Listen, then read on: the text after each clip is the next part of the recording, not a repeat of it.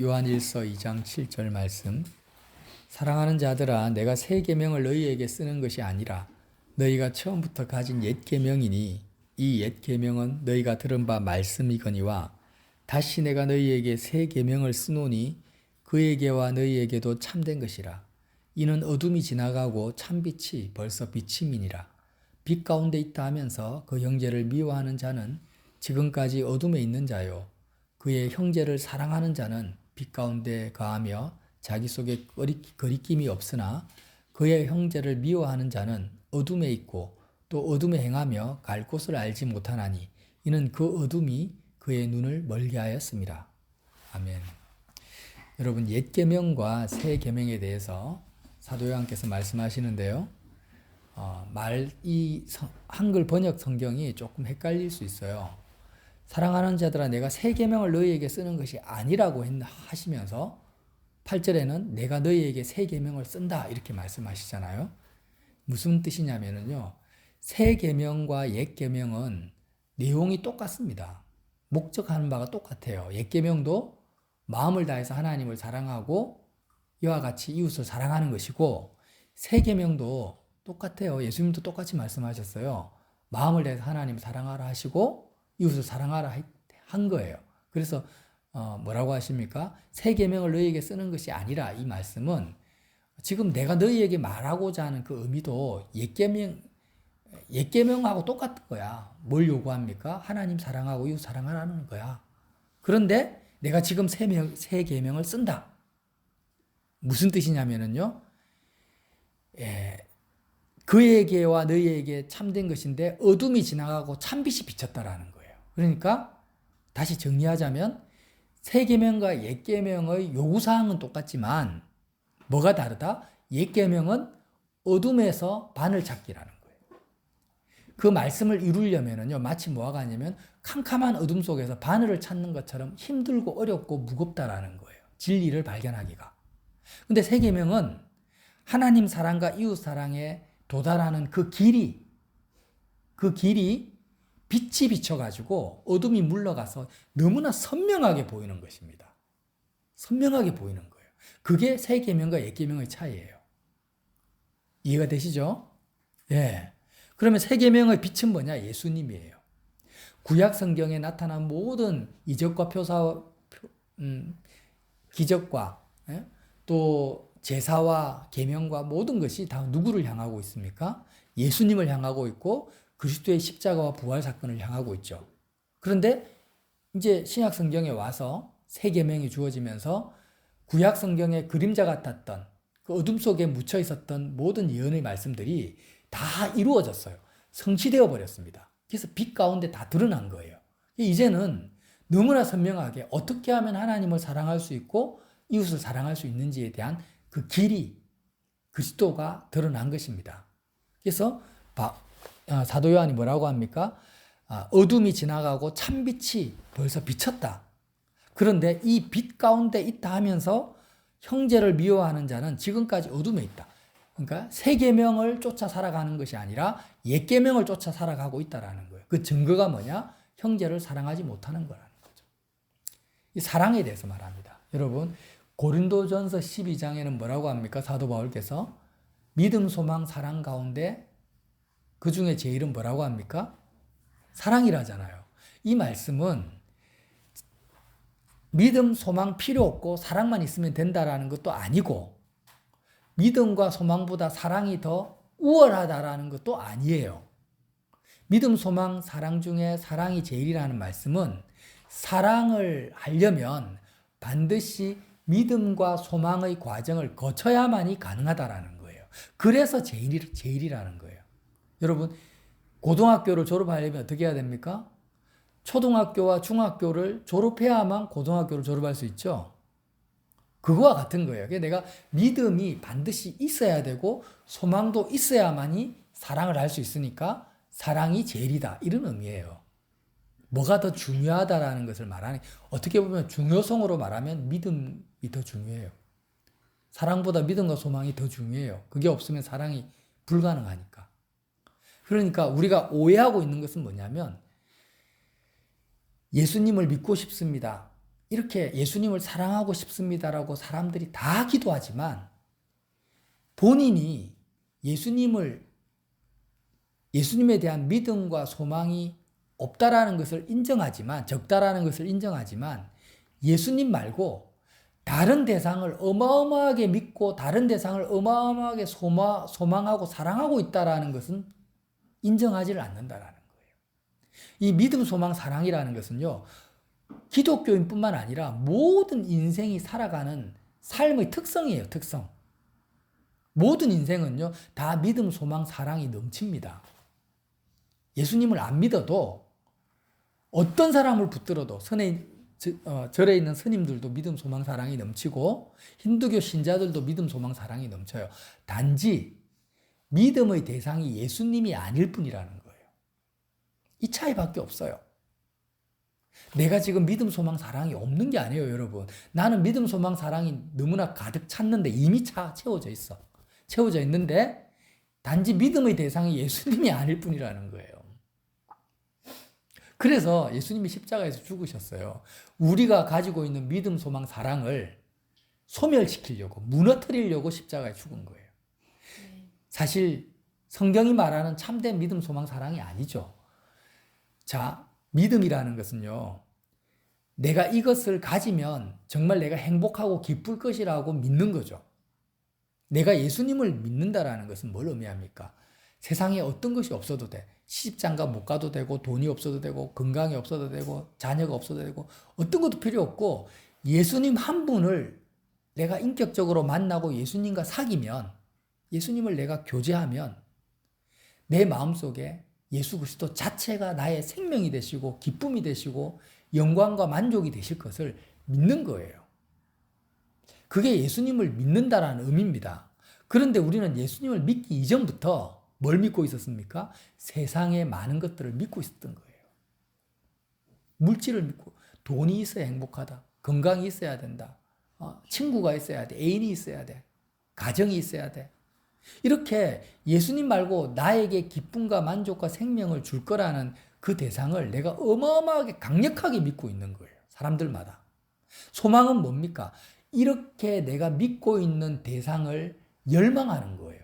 소원하는 거예요. 그래서 정확한 의미는 아니지만 소망이나 소원이나 같은 뜻입니다. 예를 들면 돈이 나에게 기쁨과 만족을 줄 거라고 믿고 있는 사람은 뭘 이제 소원하게 됩니까? 돈을 돈을 얻기를 소원하죠. 이게 소망이에요. 사랑은 뭐예요? 사랑은. 이렇게 돈을 믿고 있는 상태에서 돈을 소원하고 소망하는 가운데서 그 사람에게 나타나는 모든 은행 심사 행위가 다 사랑입니다. 그게 사랑이에요. 돈을 사랑하기 때문에 돈을 벌려고 직장에 가고 사업하고 장사하고 모든 행위를 하는 거예요. 그게 사랑이에요. 사랑. 어려운 게 하나도 없어요. 그러니까 부모가 자식이 잘 되고 출세하면은 내가 행복할 거라고 자식을 믿어요. 자식의 성공을 믿어요. 그러면은 소망하죠. 교육열이 불같이 일어납니다. 그래서 자식을 믿고 자식의 성공을 소망하기 때문에 뭘 합니까? 자식을 키우기 위해서 모든 은행 심사가 나타나는데 그게 사랑입니다. 사랑. 참된 사랑 아니에요. 다 거짓이에요. 그러니까 예수님을 믿고 그리스도를 소원하고 소망하고 그리스도를 믿고 소망하는 것 때문에 나타나는 은행 심사가 뭐예요? 그게 사랑인 거예요. 하나님 보시기에 예수님을 믿지 않는 상태에서 하는 사랑은 다 가짜입니다. 사랑이 아니에요. 사랑이 아니고 뭘까요, 그러면? 정과 욕심, 정욕이라, 정욕. 정과 욕심인 거예요. 사랑이 아닌 거예요. 그래서 오늘 사도 요한께서 빛 가운데 있다 하면서, 빛 가운데 있다라는 건 그리스도 예수 안에 있다라는 것이고, 예수님을 정말 믿고 소망하는 가운데 있다라는 것입니다. 맞죠? 이건 제 말이 아니고 정확한 말씀이죠. 빛 가운데 있다. 그게 뭐예요? 예수님 안에 있다라는 것이고, 예수님을 믿고 예수님을 소망하는 가운데 있다라는 거예요. 그러면은 어떤 행위가 나타나냐면 형제를 사랑하는 행위가 나타난다라는 것입니다. 형제를 사랑하게 돼요. 근데 여기서 조금 우리가 짚고 넘어가야 될 것이 있는데, 자, 내가 형제를 만납니다. 사람을 만나요. 사람을 만나는데 이전에는 어떻게 하려고 했습니까? 예수님에 대한 믿음과 소망이 없는 상태에서, 적은 상태에서 그냥 내가 주체적으로 그를 사랑하려고 했다라는 거예요. 내가 가지고 있는 어떤 사랑의 기준을 가지고, 율법적 기준을 가지고. 어떤 기준을 가집니까? 내 물건을 준다, 그를 섬긴다, 그의 허물과 죄를 내가 덮는다, 감수한다. 이런 기준을 가지고 사랑하려고 했는데 그게 됩니까? 안 됩니까? 아무리 애를 써도 안 돼요. 결국에는 다 넘어집니다. 10개를 베풀어도 1개가 안 들어오니까 넘어지고 배신당하고 좌절하고 쏟고 결국에는 깨져요. 그 인간적 사랑의 결론이잖아요. 부모도 마찬가지고 자식도 마찬가지예요. 왜 그러냐면은 그거는 사랑이 아니기 때문에 그래요.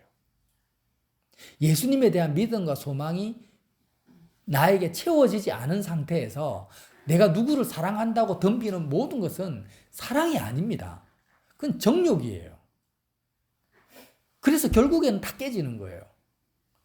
사랑이라는 것은 뭐냐면, 자, 이제 정리를 할게요. 내가 예수님만이 나의 만족이요, 기쁨이요, 생명이라고 정말 믿어요. 다른 것은 믿지 않아요. 사람도 믿지 않고, 돈도 믿지 않고, 세상의 부귀영화도 믿지 않습니다.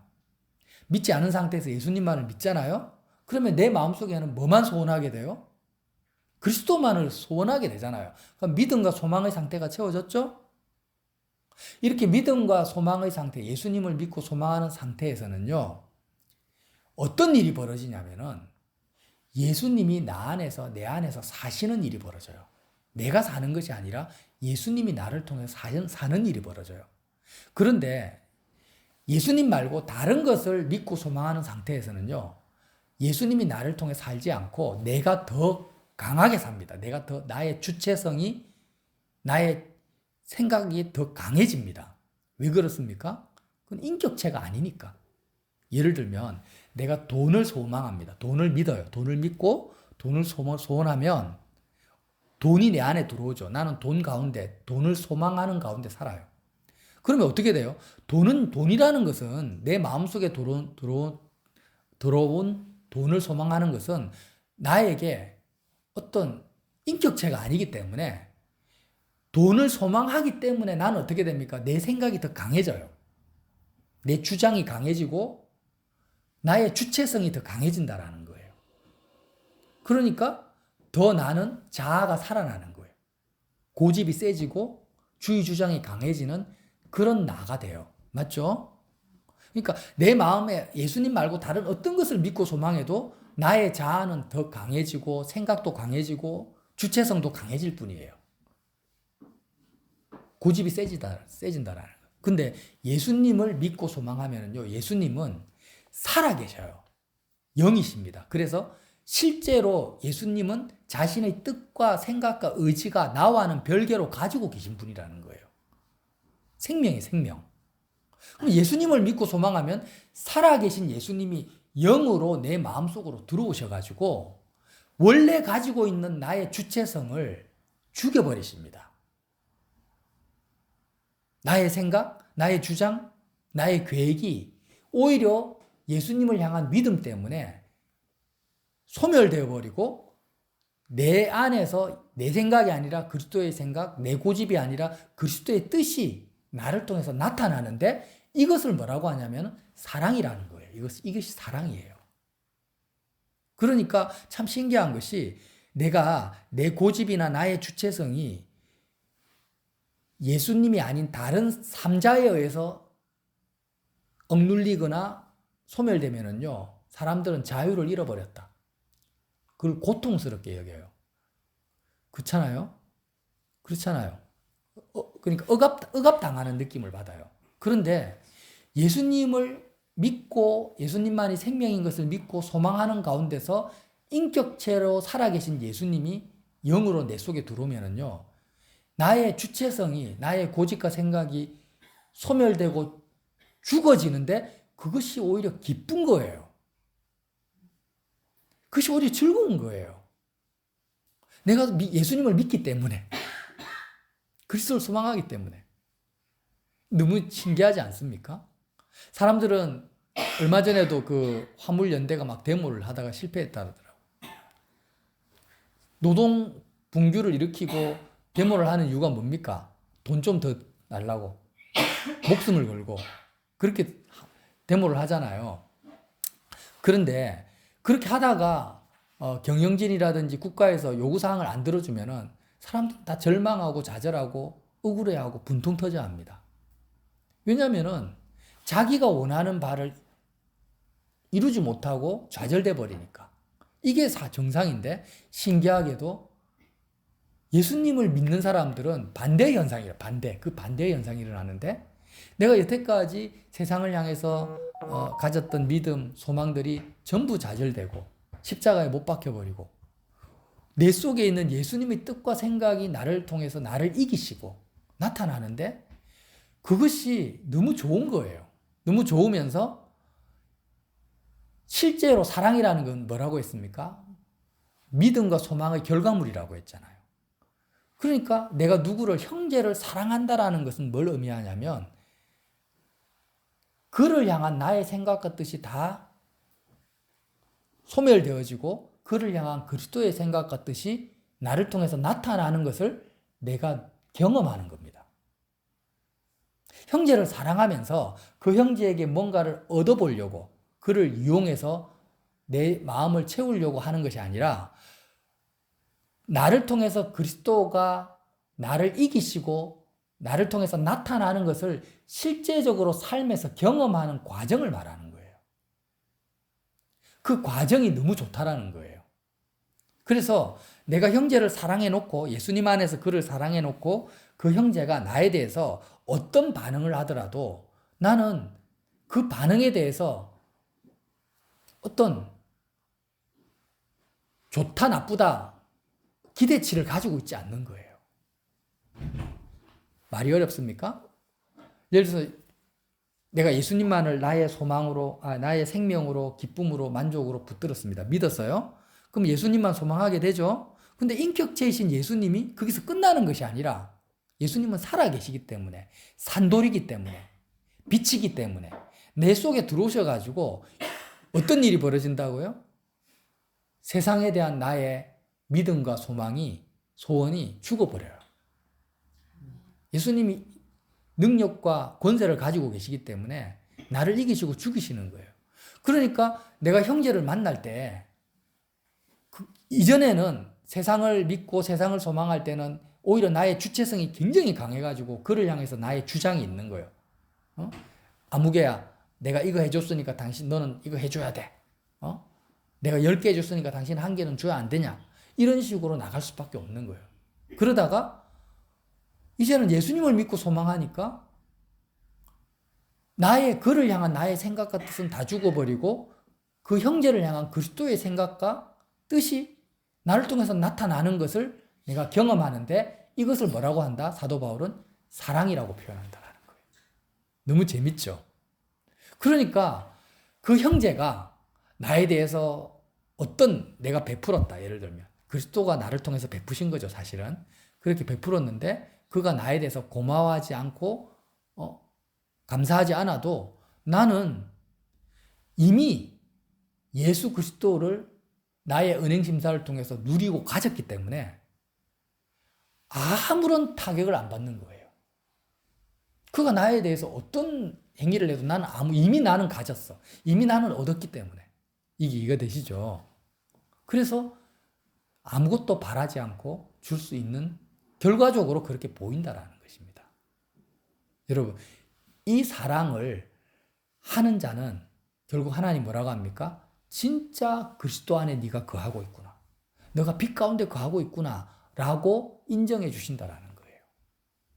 그러니까 저는 여러분 형제를 온전히 사랑하지 못하니까 여러분들은 예수님을 믿는 것도 아니고 소망하는 것도 아닙니다. 이렇게 단정적으로 말하는 것이 아니고 이 사랑을 이루기 위해서 이제 어떻게 해야 된다?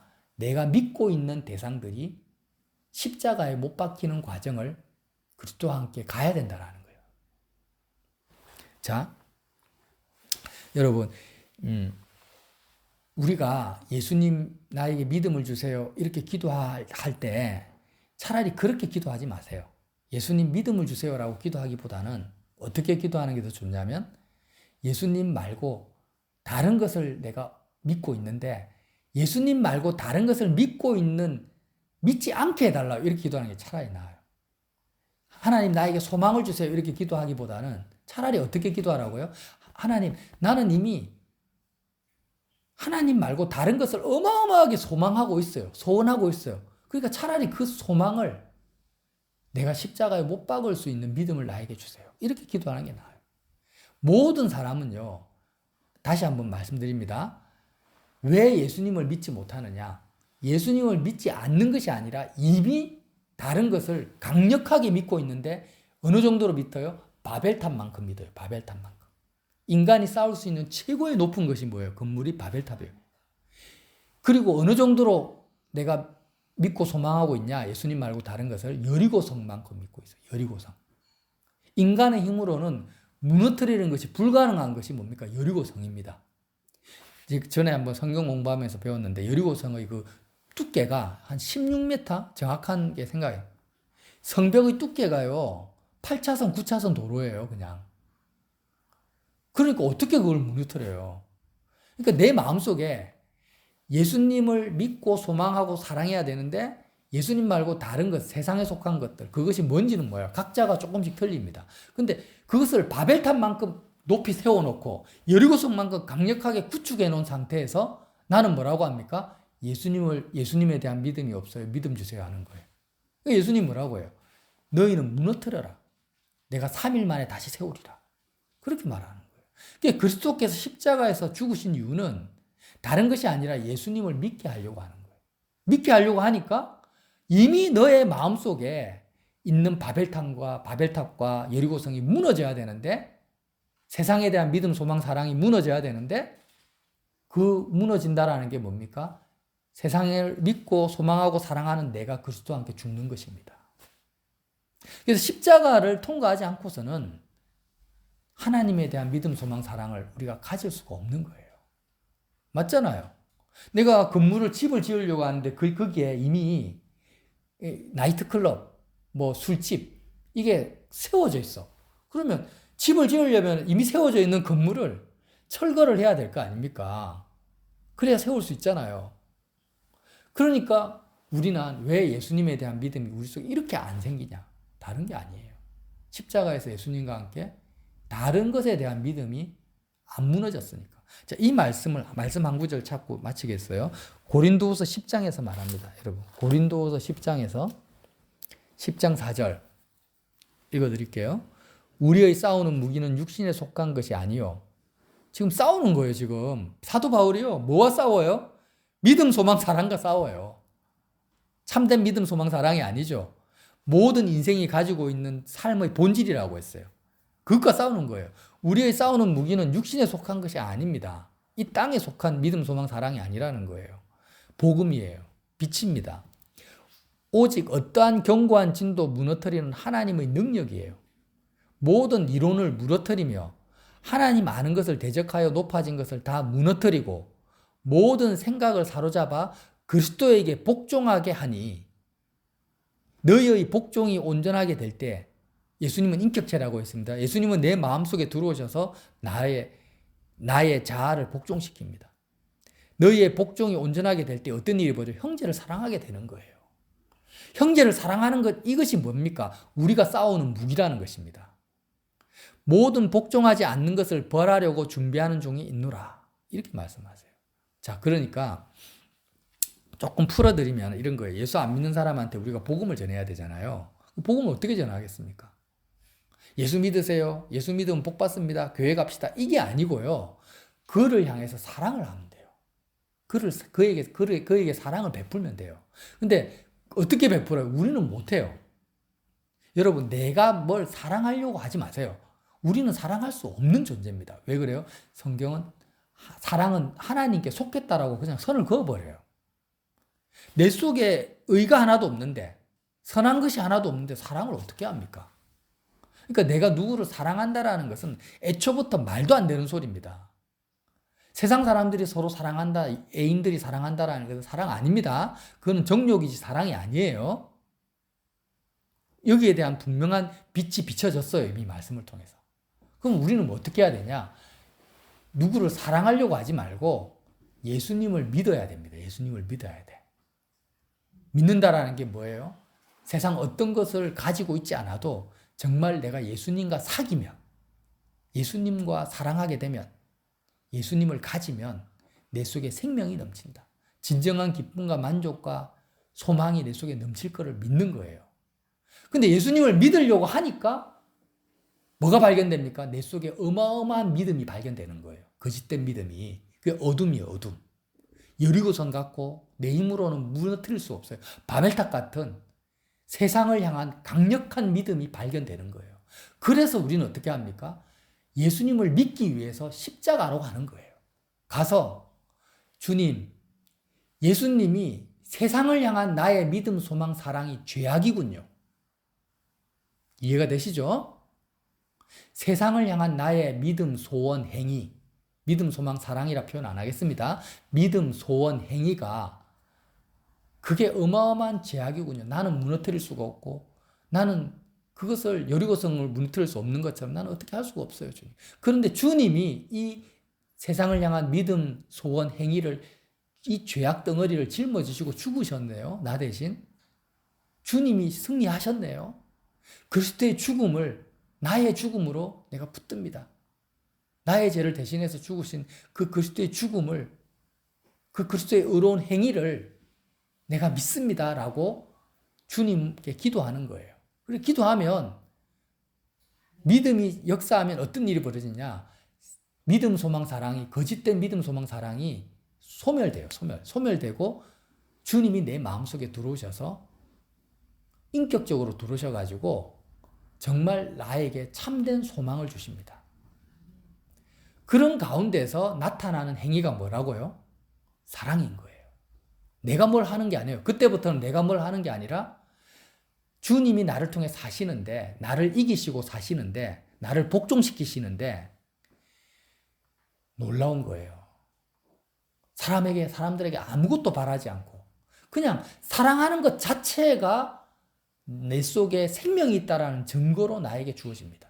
내가 누구를 사랑하는 것 자체가 내가 빛 가운데 있다라는 증거로 나에게 나타나는 거예요.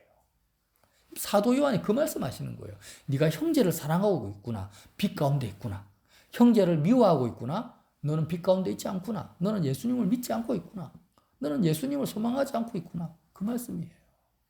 그래서 이 놀라운 복음의 말씀, 실제로 체험하며 살아가는 가운데서 증거하시는 사도 요한의 말씀을 여러분 적용해 봅시다. 이제는요, 새 사람을 향해서 눈을 돌릴 필요가 없어요. 우리가 이렇게 참된 사랑을 하게 되면 어떤 일이 벌어집니까? 강력한 무기를 가지고 그를 공격하는 거예요. 그 사람이 우리가 사랑하려고 하는 그 사람도 뭘 믿고 있습니까? 세상을 믿고 세상을 소원하고 거기에 따른 행위를 하고 있는데 이런 영적인 사랑을 그에게 공급할 때 나를 통해서 그리스도가 나타날 때 다 무너지는 거예요. 다 무너져. 이런 사랑을 받은 사람은 어떤 일이 벌어져요? 그의 믿음의 대상이 무너져 버리고 소망과 잘못된 행위가 다 무너지는 거예요. 이게 우리가 싸우는 무기입니다. 사랑이 무기예요. 참된 사랑이 우리 무기예요. 이 무기를 가지고 사람을 상대하는 것이 복음을 전하는 것이고 그리스도를 나타내는 것입니다. 이렇게 살아가 봅시다 한번. 당장 그렇게 못 살더라도 우리가 이것을 표대로 가지고 이게 세 계명입니다. 세 계명.